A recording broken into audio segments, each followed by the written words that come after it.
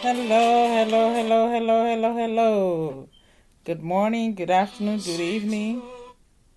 Good morning, good evening, good afternoon, good night, wherever you are as a listener. Hello. It's Memorial Day weekend. Ooh, I get excited. Yes, Memorial Day weekend is a great time for families and friends to get together. And believe me, we started ours out yesterday. My good friend and mentor had her birthday yesterday, a surprise birthday, and it was so cute. And we walked in there and everybody was cheering her on. And of course, seeing all of us again after a year of struggling with COVID and not being able to see each other and hug. Since now everybody's vaccinated, we were able to hug, touch, actually shake hands. And oh, I can't tell you enough. It's something to be able to hug a friend and family members. It's beautiful, and I can't say enough about that. It makes my heart happy because I realize something very powerful, that being with family and friends, I took it for granted. I don't know about you, but I know I did. I took it for granted. And being genuine and true to my voice, to what I believe in, has become so much more important to me. And just seeing family and being present with them has been something that I think, oh, this is hard to talk about. I think we thought was always going to be there, so it didn't matter. But now with COVID, it reminded, at least me anyways, that it does matter. Being that present and truthful and be my authentic self and allow the interaction to be organic. That's beautiful, because there's something beautiful about that, in a sense that you interact with each other from a place of sincerity, a place of love, a place of truth, and a place of, I appreciate you. Now that, I think, is the biggest lesson I have learned through this past year. And believe me, I will never take anything for granted. I don't take things for granted. I thought I didn't take things for granted, but after COVID, I realized I took a lot for granted. So that is my take and my lesson that I've learned. Now, wow, I've been so excited to talk about this. I didn't even introduce myself. My name is Sruda Aglago. I'm the founder of Love, Forgive, Live. Thank you for joining me on this podcast. Those of you who listen on YouTube, it's on YouTube. Sometimes it's broken up in 45 minutes increment. 15 minutes increment. So you may get 3 videos or 3 audios to listen to. Don't forget to like and subscribe to our channel. And of course, I know some people listen to me on Twitter, and I think some on Facebook by the same name, Love, Forgive, Live. And of course, we are on Spotify, Apple Podcasts, Amazon Podcasts. Thank you guys for listening, depending on which area you're listening in. I hope you enjoy this weekend. Be kind to one another, love on each other, and be grateful that we have this opportunity to spend time with our families and friends. And those who have lost family, I am truly sorry, and I will keep praying for you and hope that you find strength in the people who are around you and count on them and be open to help when they provide it, because there's no need pushing anyone away when especially you need the help. Be present for that and be grateful. And I hope you're working through the pain of losing your loved ones through this pandemic that we've had. Those who are still suffering and struggling with this in hospitals, I pray for you, and I hope you recover quickly and join your family so that you can enjoy the rest of the year that we have left. I can't believe we are already in May. Wait a minute, next week will be June. So yeah, I cannot believe this year has gone by so fast. Today's topic is very interesting. I'm going to talk about two types of condemnation or two types of judgment. And I will do my best to explain these two concepts, because I think judgment gets thrown around and it is so difficult to explain to an individual what they're talking about. And then sometimes I even ask questions like, which one are you talking about? And then they look at me like, what do you mean judgment is judgment? I look at them like, no, actually there's like two kinds. There might be more types of judgment, but so far, from my learning so far, because I do not claim to know it all, because I know for a fact I don't know it all. So as a student who is learning the world, a student of the universe, learning and understanding, trying to understand and grow with what I am learning, this is my understanding thus far. So those of you who know more, please do educate me. Send me information. This is my email. Is love, L-U-V, as in Victor, the number 4, give, G-I-V-E, live, L-I-V-E, at gmail.com. Love, 4, give, live, at gmail.com. Great. So now, without further ado, let me read this quote to you. This is the judgment coming from condemnation or anger. And it says this. This is from the book, A Course in Miracles. Anger must come from judgment. Judgment is the weapon I would use against myself to keep the miracle away from me. Let me read it again. End quote. Anger must come from judgment. Judgment is the weapon I would use against myself to keep the miracle away from me. Wow. Wow. That is judgment stemming from condemnation, anger, rage, blame, belittling. That type of judgment, that's nothing. That type of judgment hurts you more than anything. You might think you're pointing fingers at something or someone, but it's actually hurting you. And let me read another quote for you. This is from the Bible, actually. And this is what Jesus said, because it's in red. This is what is said of judgment. Judgment and hypocrisy. Judge not, that ye be not judged.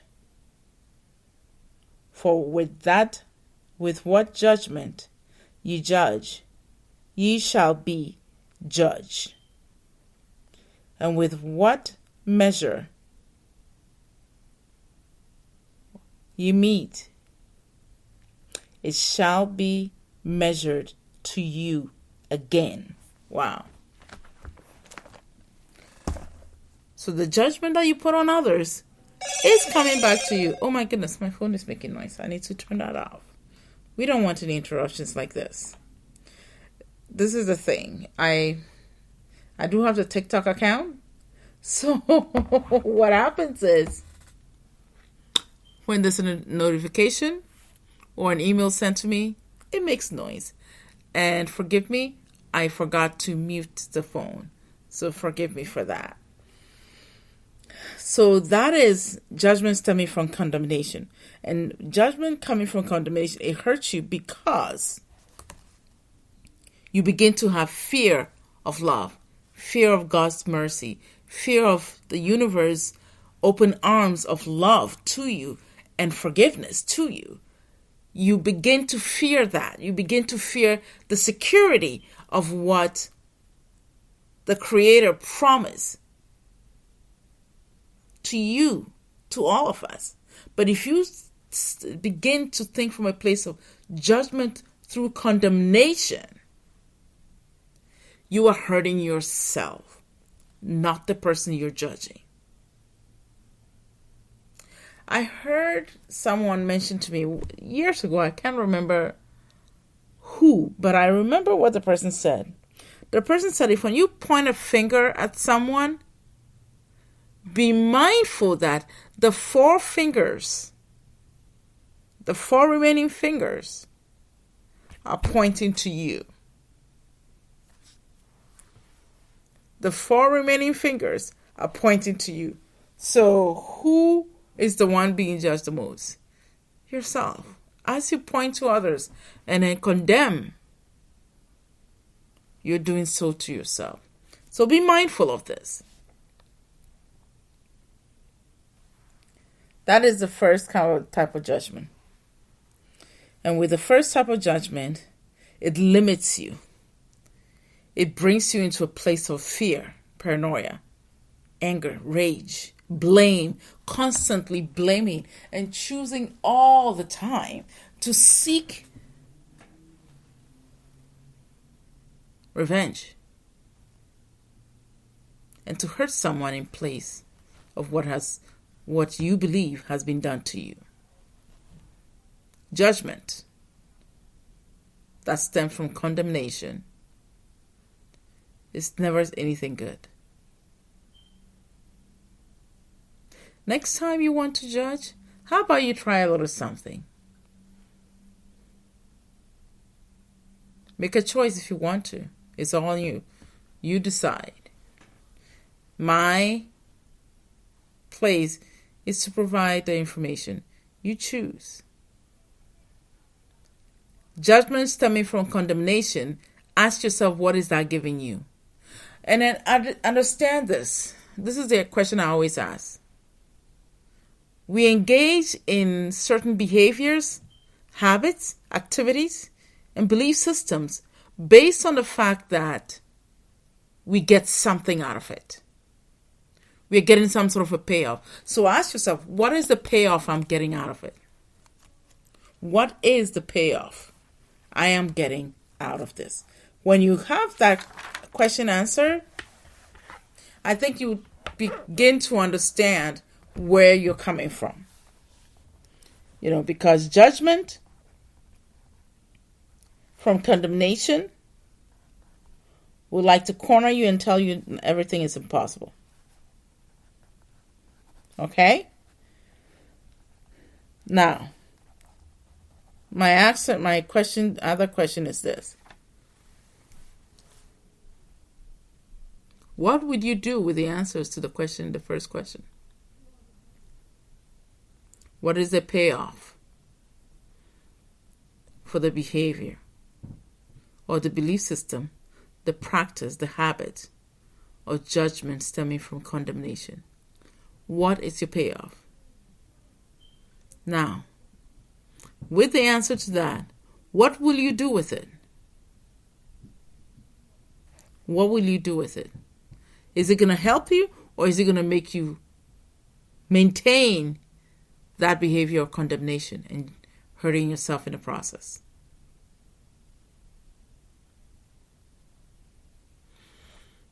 That's what I want you to mull over. That's what I want you to think about. Because doing that will show you something about yourself. All this is about developing the self to be able to see the world through a different lens, to change that perception of condemnation to a new level of seen the world. Okay?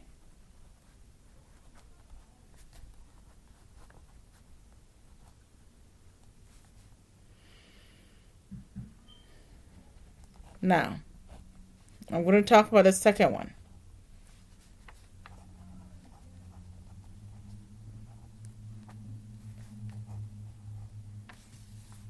The second one is judgment. I hear this a lot. I remember when I was younger, I would go to church and they would say, oh, the final judgment. Beware of the final judgment. Beware of God's wrath. Beware of creation's wrath. Beware of the universe. Beware. Oh, my goodness. I remember hearing that over and over and over. And I used to be so scared. Oh, my gosh. I used to be so frightened to be judged by the Creator.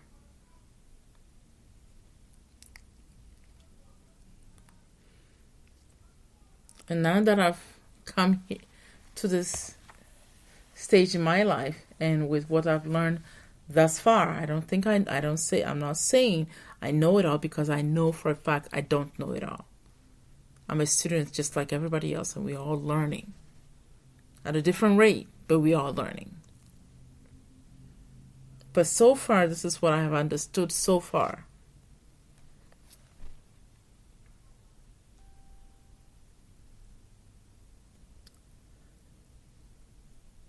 Judgment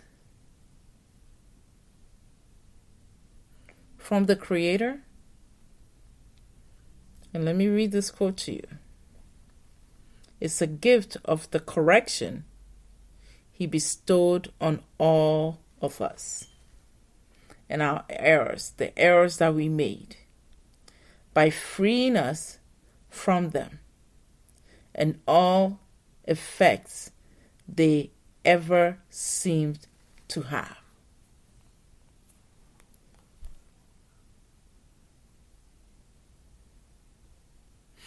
Again,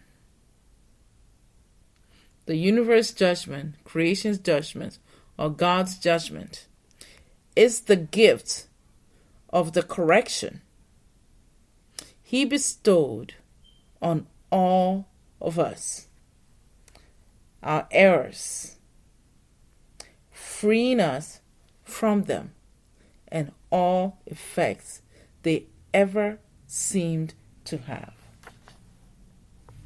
Let me go to read another part. This one is a little longer, and it says, the final judgment on the world contains no condemnation, for it seems the world as totally forgiven, without sin, and wholly purposeless, without a cause, and now without a function in Christ's sight. It merely slips away to nothingness. There it was born, and there it ends as well. And all the figures in the dream in which the world began to go with it.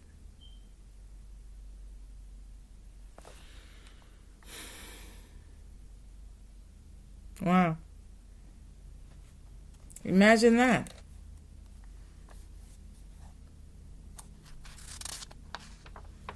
The universe judgment is completely different.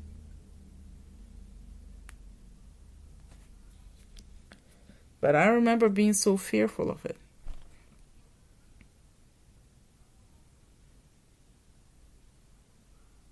And the error that's being corrected, this is how it's explained more upon thinking more about it. When you begin to see the judgment as a way of the world being perceived under the lens of forgiveness and not through condemnation, then perception is no longer necessary. You cannot perceive something of your own anymore. The world begins to look like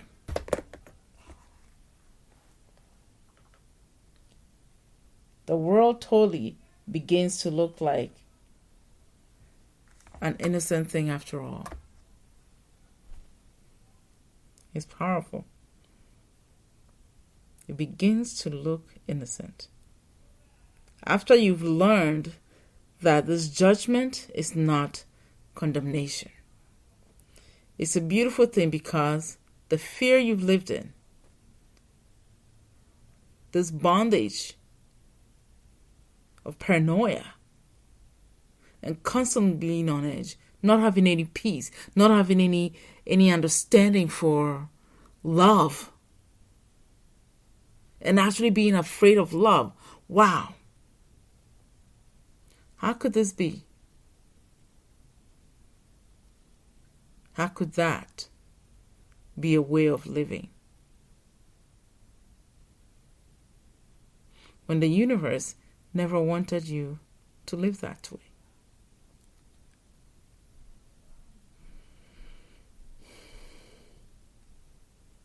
The sad part is sometimes people get confused of the judgment, the universal judgment or judgment of the universe, and become afraid of it and think it's the universe wrath, the universe punishment, the universe final way of putting us down, that you're nothing. When the truth is farther from this.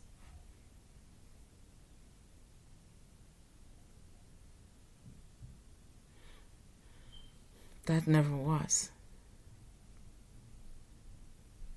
How could a creator create something filled with love in his image and then decide to penalize you, condemn you? Does that make any sense? Think about that.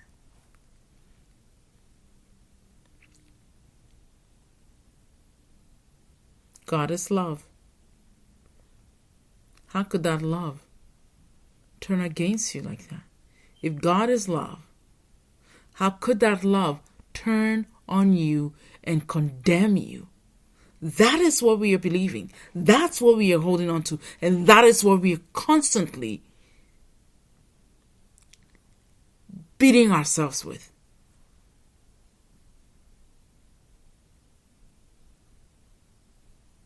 That type of condemnation? How could God be love and then have such a grip on fear with us? That's the question you need to ask. It doesn't add up. It does not add up.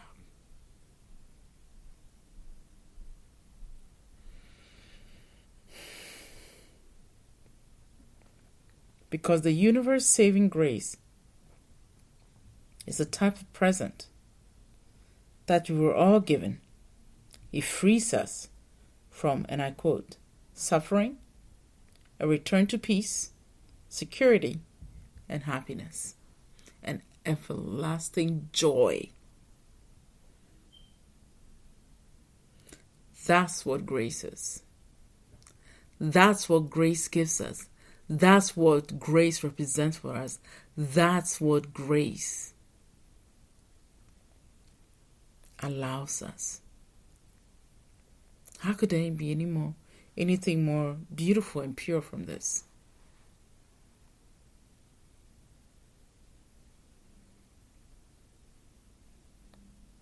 I remember talking to somebody, and I forgot what context, but I remember what the person said. There was some sort of a conversation, and the person said, you know what, I'm afraid of the wrath of God, and I want to make it into heaven when the judgment day comes. So I'm going to do this because I'm afraid.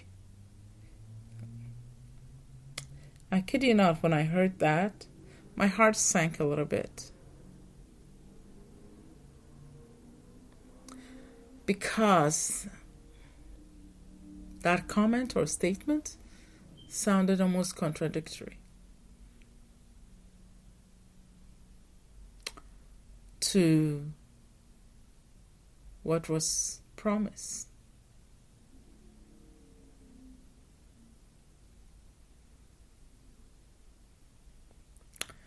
And that we are the apple of our Father's eyes. And His love is never ending. So how could that be?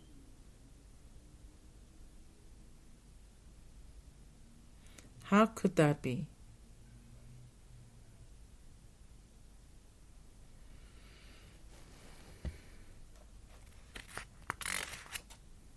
Next time you catch yourself condemning yourself, understand that you are choosing to be afraid of love and stay in the fear, the limitations, the doubts, the constant unrest, and not having peace. I don't know about you. I do not want to live like that. But to each his own. I have people who would make a serious argument to defend that. And I recognize that it's almost like the world has taken a nightmare pill and decided to stay in the nightmare and make it comfortable and believe it's acceptable and this is how it should be. When it's not. You can always choose. You have a choice. There's always a choice. You do not have to live that way. There's always a choice. So why choose the one that gives you unrest? That's what I wonder. It makes me wonder. Why choose the one that gives you unrest and neglect the one that will give you rest? Why do you choose the unrest over rest? Why do you choose the constant fear over freedom, security, trust, surrender?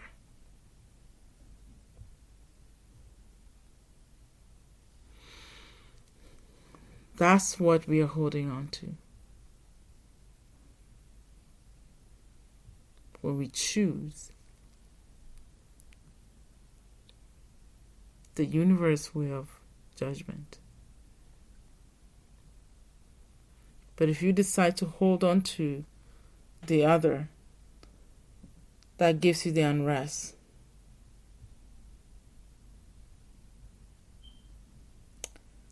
then understand that the everlasting love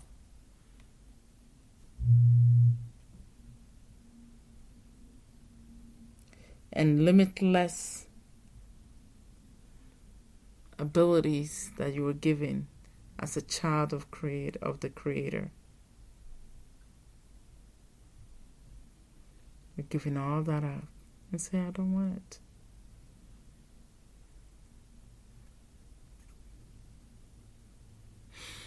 And if so, how's life going so far? You want to stay on that journey? Okay. That's your choice too.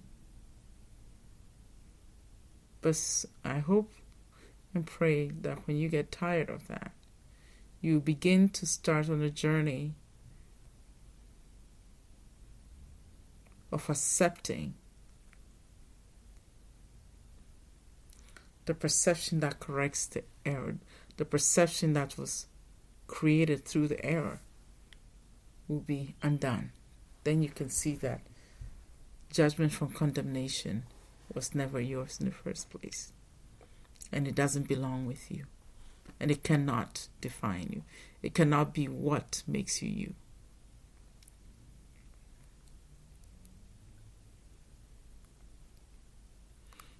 This takes me back to my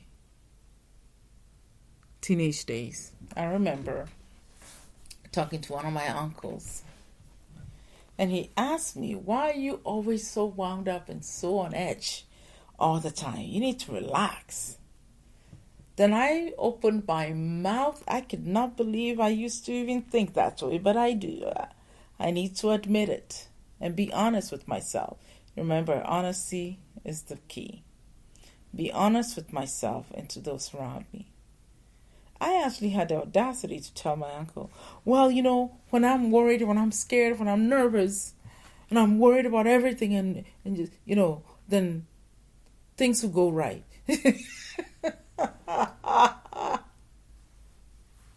Wow. I don't even know how I made that up, but I made it up and was convinced about it and told my uncle that. So one day, he was like, one day, I don't know what we were doing, and then he told me something, and I got really worried.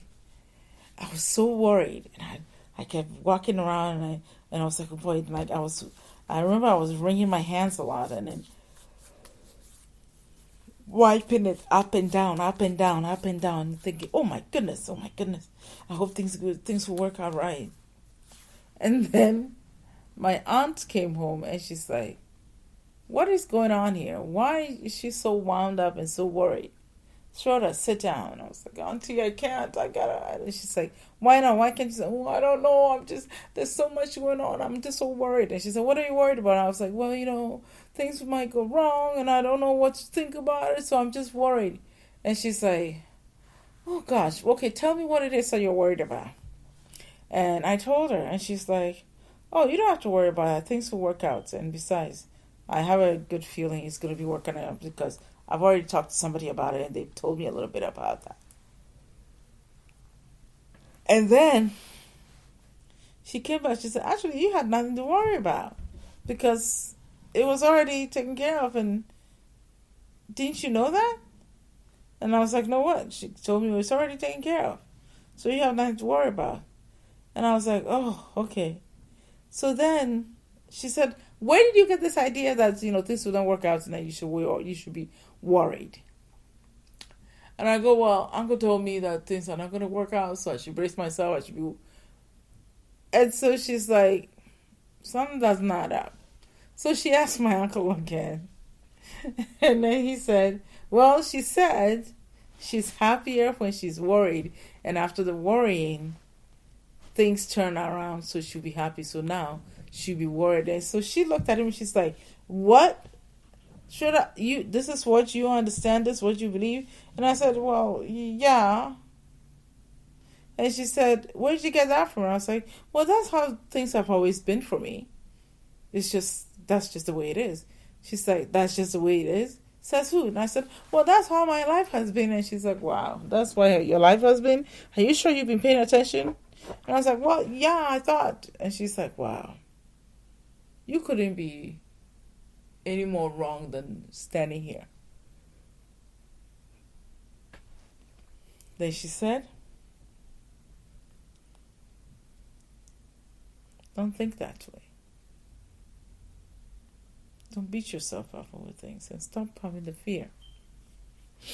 And take your time and assess the situation and see, what if it does work out? Then what? What would you do? She said, spend time and energy thinking about that. Spend time and energy making things about that. Spend time and energy imagining that. Just spend time and energy creating the next step or coming up with the next step or having ideas about the next step. She said, spend your time and energy doing that rather than creating this, because when you do that, you are hurting yourself. And I remember hearing her say that. I didn't understand it. And that's why I didn't hear myself. I'm still intact. She said, that's not what I'm talking about.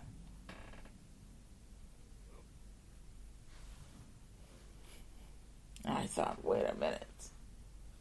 This is ridiculous. How could this be? And she said, but what? what you believe that when you're worried things turn out, it's actually not true. And I was so confused, and I was like, but I've believed it so long. And that's what most of us do. We create a concept, a perception or a precept of something, and begin to convince ourselves we are right, and it is right, and it is the way. Here's the thing. An idea born of self cannot deviate from believing in the self. An idea born of itself, from the self, cannot deviate from it. You will commit to that and agree to it and uphold it as truth.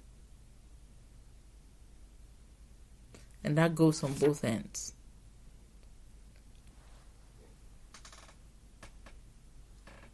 And once I understood what she said, I felt so silly. I remember, you know what? When they said the light bulb came on, the light bulb came on. And then my uncle said, well, I said that so she would do it because she said that's what worked for her. I thought, oh my goodness. I haven't even been able to convince my uncle to play that for me. So I will be sucked into it regardless. What a waste of energy. What a waste of time. It's important. You do the work you need to create a positive experience for yourself. Because through that, you find out something beautiful, that you were never condemned in the first place. You were never condemned in the first place. And you are more than enough, and you are loved. And don't be afraid of that love.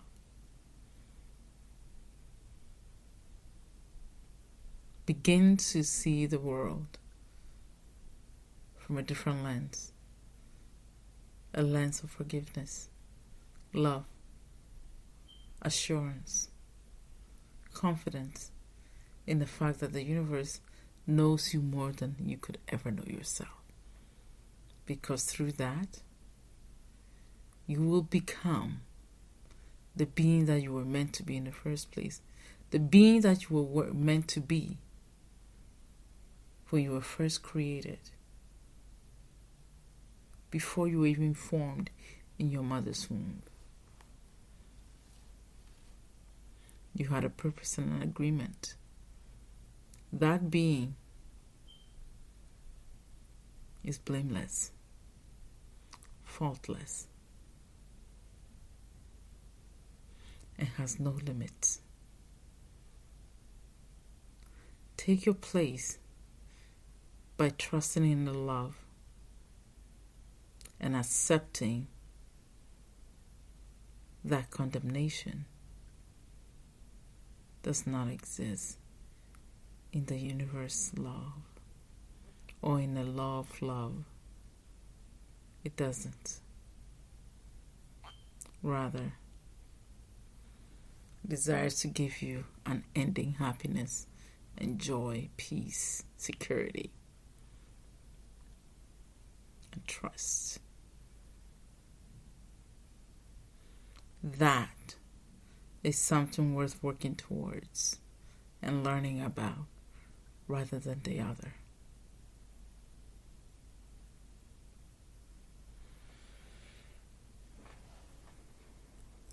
I hope today was worth it, worth your time for what had to be discussed.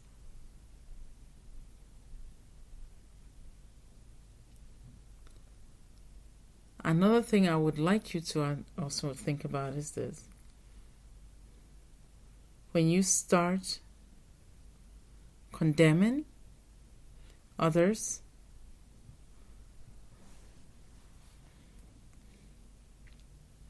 take the time, breathe through it, and ask yourself the questions that I asked before. What is the payoff? And now that you know what a payoff is, what are you going to do with it?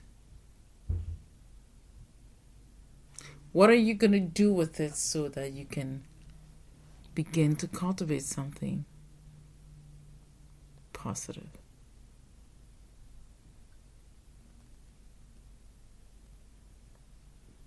That is a great way for you to manage all the thoughts that will come at you, because through that you learn so much more.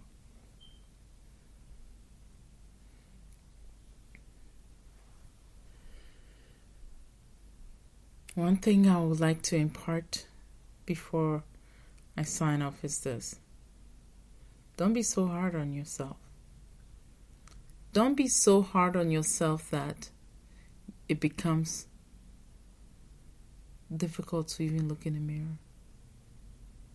Don't be so hard on yourself that you find it hard to even think of yourself as a worthy being. You see, that level of condemnation, judgment filled with condemnation, makes it hard for you to even live, to be able to live with yourself. Here's the thing: to live with yourself. That is something that you wouldn't want to live with. The best part is to be free, so you can enjoy the grace that has bestowed upon you. Thank you for joining me. I hope you have an amazing week. Take care. On, I believe, May next 2 weeks, not this week Tuesday, because last week Tuesday I did a live stream. Next week Tuesday I'll do another live stream, but this one is, the topic is going to be on how to get over a breakup. I did that I think it's episode 56, and by request somebody asked me to do it to talk about it on the live stream. Those of you who want to listen to that, go ahead and join me. It'll be at 8:15 p.m. Eastern Time. I don't know how it is, what time zone it'll be in other places, but East Coast, so that's what we would aim for. And it'll be uploaded on the Facebook page, so you can listen to it and ask questions, comment, and I'll do my best to address them. Once again, my name is Sroda Aglago. Thank you for joining me on Love, Forgive, Live podcast. Have an amazing week. And of course, I'll talk to you again. Enjoy a lot of barbecue this weekend and some good iced tea. And of course, let's not forget the pecan pie. Bye. Love y'all.